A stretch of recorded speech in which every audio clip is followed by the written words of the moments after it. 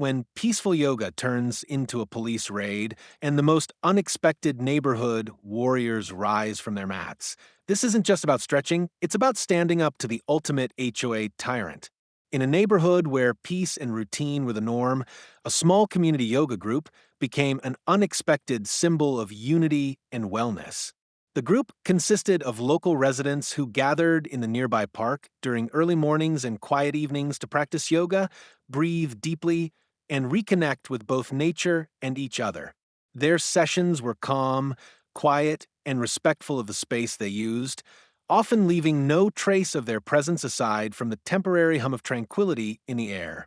For most residents, the yoga group was a welcome presence, something that enhanced the sense of community and encouraged healthy living.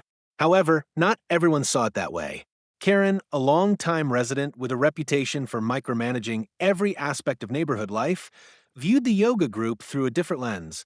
To her, it wasn't about peace or wellness. It was about control, territory, and the disruption of her carefully maintained sense of order. While the rest of the neighborhood saw the yoga gatherings as harmless and even uplifting, Karen perceived them as an intrusion. Her mindset was rooted in an obsessive adherence to rules, or at least her interpretation of them. Over time, she began to fixate on the idea that the group's presence in the park was technically a violation of Homeowners Association (HOA) regulations, despite there being no formal policy against peaceful gatherings in public spaces. Karen's disapproval was less about noise or property damage, which never occurred, and more about the idea that something was happening without her approval or oversight.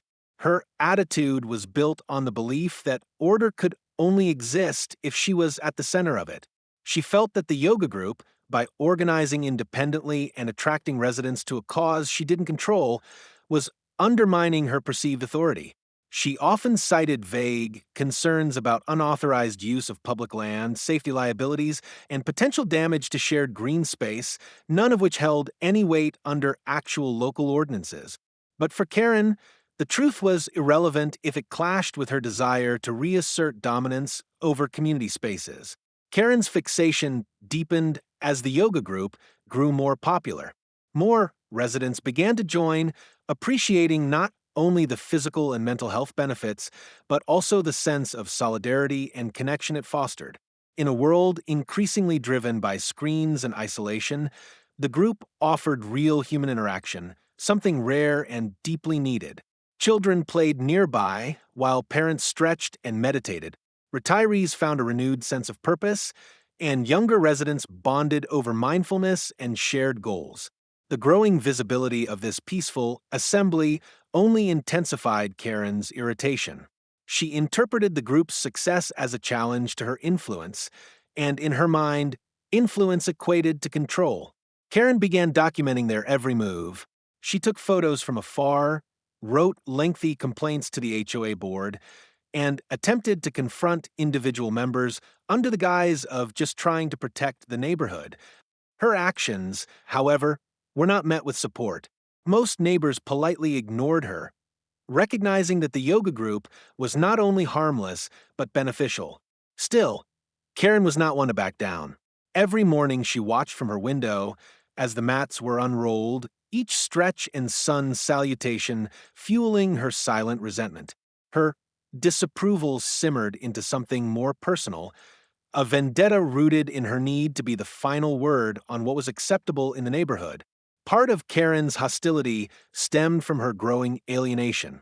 Over the years, she had gradually distanced herself from the community by policing everything from lawn heights to mailbox designs. While others bonded over shared experiences, Karen stood apart, always critical, always correcting. The yoga group became a symbol of everything she felt she was losing: relevance, control, and perhaps even a sense of belonging.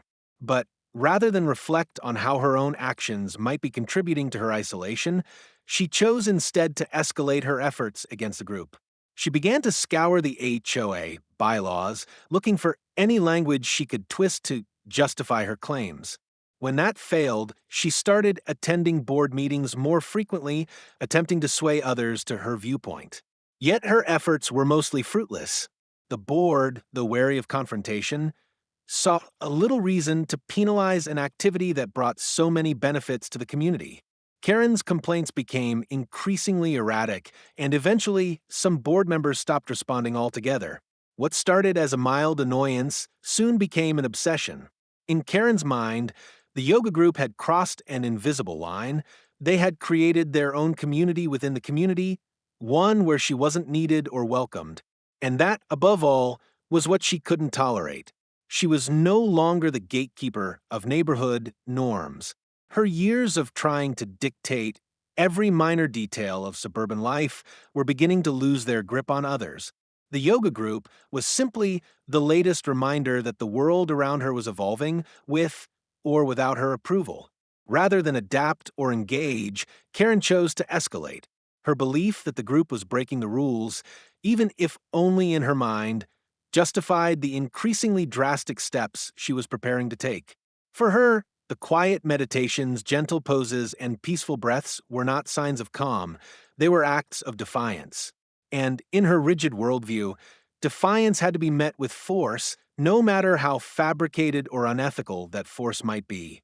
As Karen laid the groundwork for what she believed would be her final attempt to restore order, the rest of the neighborhood remained unaware of just how far she was willing to go. But one thing was certain. Her war on calm was about to take a disturbing turn, one that would reveal the lengths to which she would go to silence something she couldn't control. Karen's frustration eventually reached a breaking point, leading her to orchestrate a bold and unlawful move. Convinced that traditional complaints and passive-aggressive measures weren't enough, she took matters into her own hands. This time with a dangerous twist. Instead of escalating through legal or HOA channels, Karen hired individuals to pose as law enforcement officers. These imposters were outfitted in uniforms that looked convincingly official, complete with fake badges, radios, and citation forms. Their sole purpose was to intimidate the yoga group into disbanding permanently. The fake officers arrived during one of the group's regular sessions and began issuing stern warnings. They cited vague violations related to unauthorized public gatherings, failure to obtain permits, and potential liability concerns. Although the group was quiet and non-disruptive, the imposters treated the gathering like a criminal offense. Several members were threatened with fines or legal consequences, and the experience left many confused, shaken, and fearful of returning. The intimidation worked momentarily, scattering the group and halting future meetups. Karen watched the disruption unfold with satisfaction, believing she had finally regained control. The plan seemed flawless at first. She had successfully disrupted the group without being directly implicated, and the impersonators gave the illusion of legal authority. For a short while, it seemed her scheme had succeeded. However, cracks in the deception began to show almost immediately. Some members of the yoga group began to question the legitimacy of the officers. Their uniforms were slightly off, their paperwork lacked official seals, and their knowledge of local codes seemed suspiciously vague. Word of the bizarre encounter quickly spread throughout the neighborhood, and several residents began comparing details. One neighbor checked with the local police department, which confirmed no officers had been dispatched to the park at the time in question. The realization hit hard. Someone had gone to great lengths to fabricate a law enforcement presence. The community's confusion turned to outrage as suspicion naturally turned toward Karen, known for her obsession with order and her long-standing hostility toward the group. While no one yet had proof, the pattern of her complaints, her obsession with enforcement, and her increasingly erratic behavior all pointed in one direction. What started as a petty grudge had now crossed into criminal territory, and the community was no longer willing to stay silent. As the shock of the fake cop incident began to settle, several members of the yoga group and nearby residents took it upon themselves to dig deeper. The story didn't sit right. Too many inconsistencies, too many questions left unanswered. Why were no real citations filed? Why had the police department denied any involvement? Motivated by confusion and a growing sense of injustice, the community started collecting details. Phone videos, photos, and witness statements from the day of the incident were compiled and reviewed carefully. The footage raised red flags immediately. The officers had no name tags, their uniforms were mismatched, and the vehicles they used lacked official police insignia or license plates that matched city records. Upon closer inspection, their badges appeared generic, mass-produced replicas available online. One sharp-eyed neighbor even identified a logo on a belt clip as belonging to a theatrical costume supplier. These observations confirmed what many had already suspected: the officers were imposters. The next step was to figure out who had coordinated such an elaborate act. Attention quickly turned to Karen. Her history of complaints about the yoga group, combined with her obsessive behavior and outspoken desire to remove them from the park, made her the most likely suspect. Residents began revisiting HOA emails, archived messages, and security camera footage from around the park and nearby houses. One security camera caught footage of Karen speaking to a group of unfamiliar men the night before the incident, right outside her home. Another showed her watching from her front porch with an unmistakable smirk while the fake cops confronted the yoga group. More damning evidence emerged in the form of a financial transaction. A digital trail revealed that Karen had made a payment to a private security company known for offering event reenactment services, including actors for roleplay and dramatizations. The company's website even listed law enforcement-style uniforms among their available props. Though framed as entertainment, this service had been weaponized for harassment. Once the evidence was laid out, the connection became undeniable. Karen had orchestrated the fake police visit to scare the yoga group into submission. What she failed to predict was the resolve of her neighbors. The truth had been uncovered, and now the neighborhood was ready to take action, not with fear, but with unity and accountability. With the truth fully exposed, the yoga group and supportive neighbors decided to respond not with anger or retaliation, but with calm, clarity, and community strength. Rather than mirror the hostility they had faced, they organized a peaceful protest they called the Zen-In. This public event was designed not just as a show of resilience, but as a statement. Peace would not be bullied into silence. The Zen-In was held at the same park where the original sessions took place. Word spread quickly through neighborhood forums, social media, and even local press. What began as a neighborhood yoga class transformed into a movement. Dozens of residents gathered with yoga mats, meditation cushions, and posters bearing messages like "Peace over power," "Breathe, don't bully," and "You can't fake authority." Supporters ranged from young families to elderly residents, even those who had never attended the original classes, but now stood in solidarity with the group's right to gather freely and peacefully. The event attracted the attention of local officials, who not only acknowledged the incident, but praised the neighborhood's peaceful and united response. City representatives confirmed that the yoga group had never been in violation of any public use policy and reaffirmed residents' rights to gather in public spaces. The symbolic protest had turned into a powerful affirmation of community values.